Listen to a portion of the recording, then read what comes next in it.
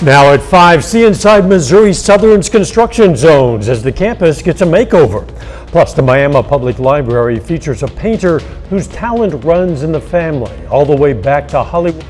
Hundreds of thousands of federal workers will be furloughed, with some government services disrupted as a partial shutdown takes effect. I'm Erica Brown with more on the funding fight. The 4 states' most watched news starts now. Missouri Southern reveals the progress on its multi-million-dollar campus makeover. This is KOAN News. I'm Dow Quick. Missouri Southern State University is giving a behind-the-scenes look at the construction underway on campus. The school's Board of Governors got to see the work being done on the Future Welcome Center and the Roy Blunt Health Science Innovation Center. Crews officially broke ground on the site in April of 2024. The Health Science Center will offer students immersive learning opportunities, including a simulated hospital featuring radiology, a NICU, and critical care rooms.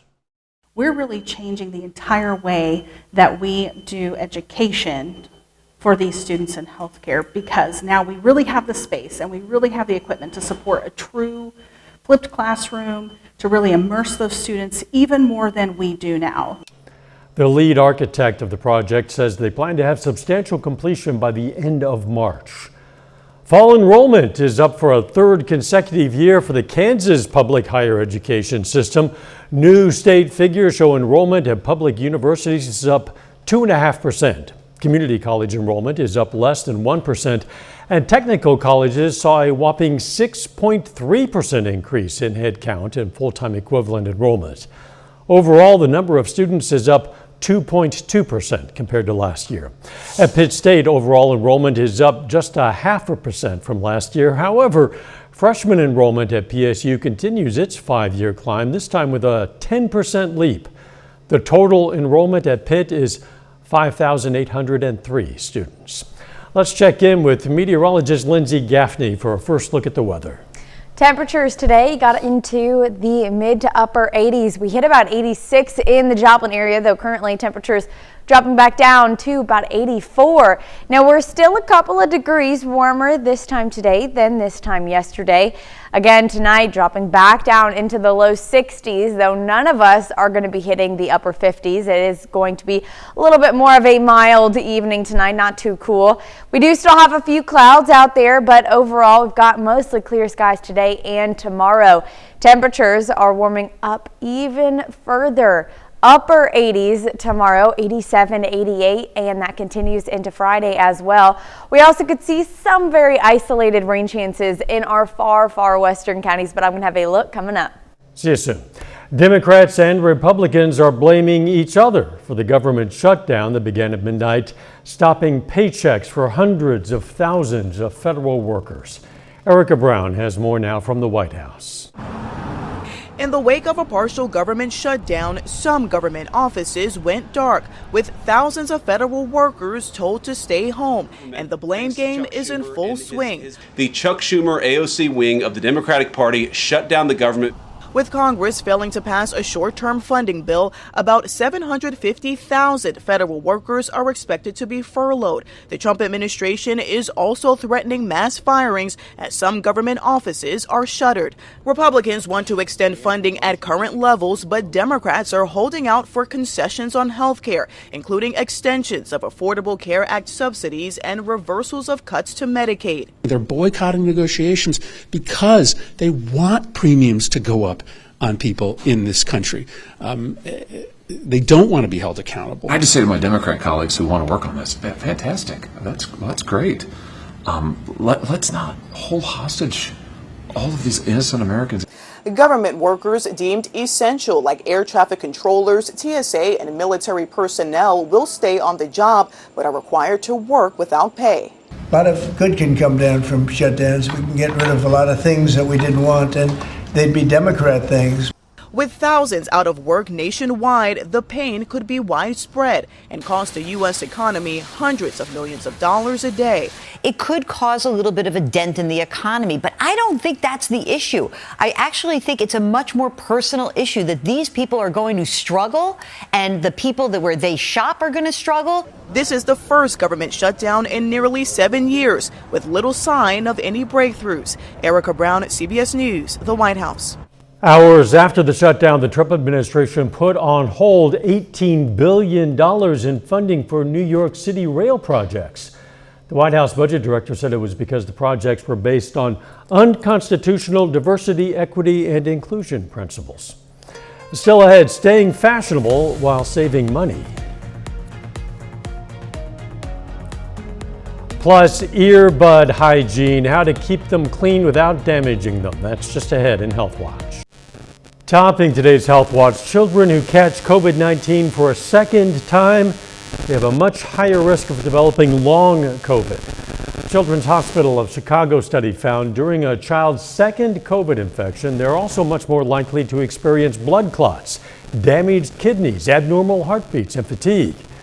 Doctors say the results highlight how important it is for parents and kids to get the COVID vaccine.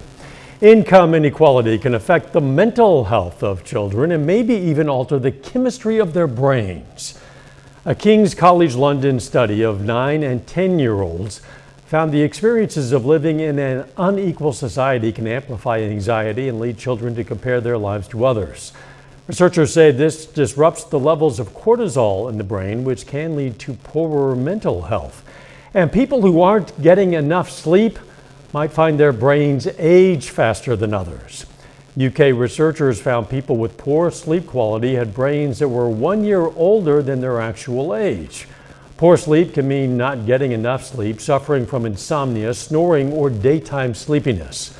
Low sleep quality has also been linked to dementia. It's common nowadays to wear something in or over your ears to listen to music, a podcast, talk on the phone. Well, some people use them for hours on end every single day. How do you clean earbuds and headphones?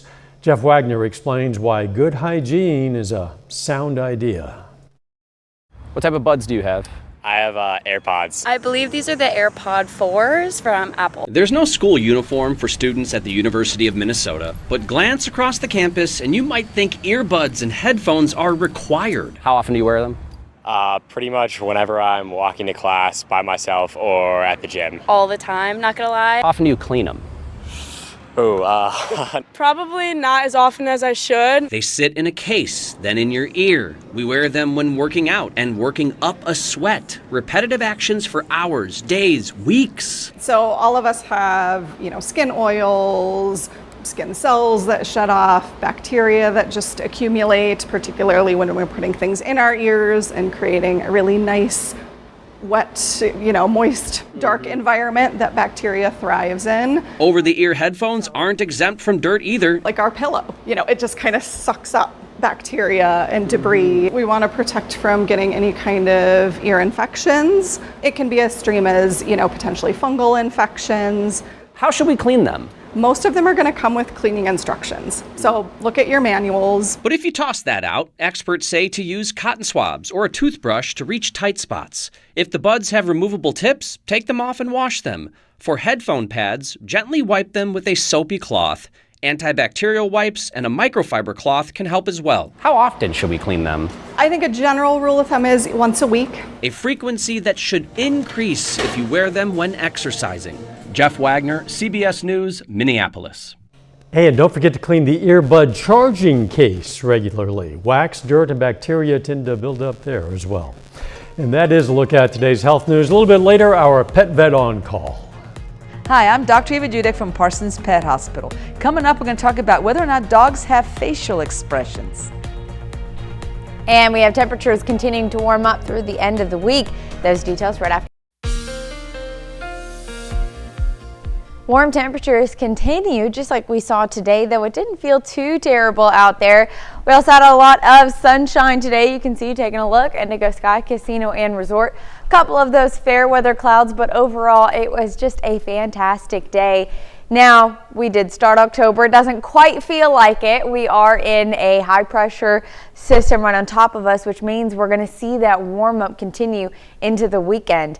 Not expecting a lot of chances for rain, but as we head into Thursday morning, taking a look a little further out past Independence, Coffeyville area, I could see some isolated showers in the morning. The rest of us, though, clear blue skies. Now, temperatures only getting down to the mid-low 60s. As we head through the rest of the day, we're warming up to the upper 80s, 88 Joplin, 86 in Miami, 87 in Caney and Parsons. We also have a couple of clouds again in our western counties. Later in the evening, could still see a very isolated chance for a shower or two. Now, this is going to be after about 8 p.m. and less than 5% chance, but we want to watch out for that in southeastern Kansas. Not making it much further than the Parsons area, so it's going to be in our far, far western counties, and they die down overnight and into Friday. Now, we warm right back up Friday afternoon, 87 in Joplin, 86 in Nevada, still about 82 in Monette. Not too terrible, but pretty warm. We're getting even closer to record temperatures with these high 80s. All right, taking a look outside right now, 85 in Joplin. See 84 in Iola, 82 in Chanute, Yates Center, so much cooler out there, 81. Coolest temperatures still out in Monette. Monette gets to stay pretty cool through the next couple of days compared to the rest of us. All right, mostly sunny all day long. Again, getting into the upper 80s, so it is going to be a hot couple of days. We start to cool back down by Saturday, though still about 10 degrees above average.